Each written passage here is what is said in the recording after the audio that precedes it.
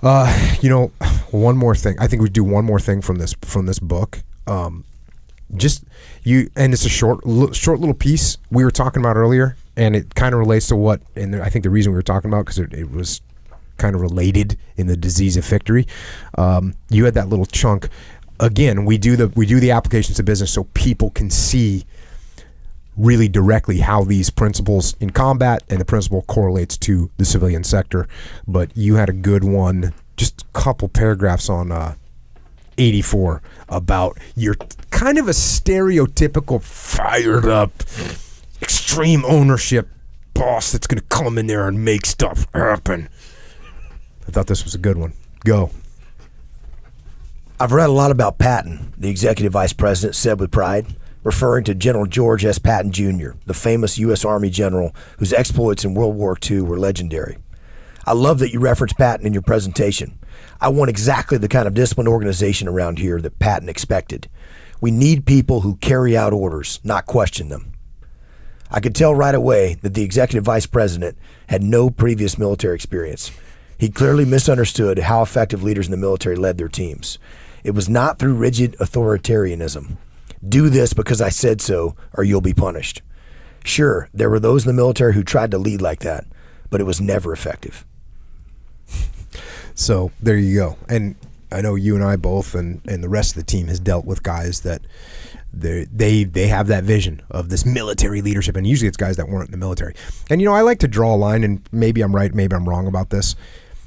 I think, and from what I know from military history, when you go back to conscripts, when you get to the conscripts, those guys are beaten until they are doing what they're told to do. I mean, we've covered some great examples of that on this podcast of situations where it's like, oh, you know what? You know how we're going to lead? We're going to lead through tyranny, and we're going to lead through punishment, and we're going to lead through rigid discipline, which obviously everyone knows I'm a fan of discipline, but when you're leading guys and the reason that they're following your orders is because they fear being beaten or fear being shot by you, punished by you. If that's why again, it's the same situation where if that's why they're doing it, you're never going to get the true optimal work and effort out of those people, ever. And even from history, I mean, if you read Alexander the Great, right, or Julius Caesar, who's a great example. I mean, they had conscripts, but his men loved him and admired him and held him in tremendous regard because he rewarded them, he gave them credit, he explained why. I mean, he was a guy who was always put himself at the forefront of where the fighting was, and much more so than just a political leader like many of the Roman leaders. So just a phenomenal leader on the battlefield, and so even then, the most effective leaders are always going to be.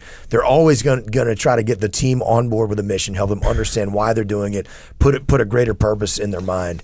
And I think so often, as you said before, a leader like that. This was an aggressive leader, great person who wanted to dominate the universe and make things happen, loved extreme ownership, and yet is struggling to see that because they think they're leading like you would lead. They look at a picture of Jocko and like, this is what Jocko would do, just crush everyone and tell them to do it because I said. And as you've explained, it doesn't work. Yeah. It doesn't work that way. It's never effective.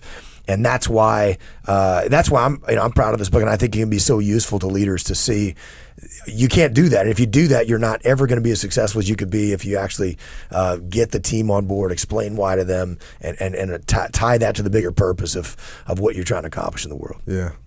Yeah, I think that's all true. I think the book will be helpful to people. Dichotomy of Leadership. It's coming out September 25th. If you want to get some, you can get some of that.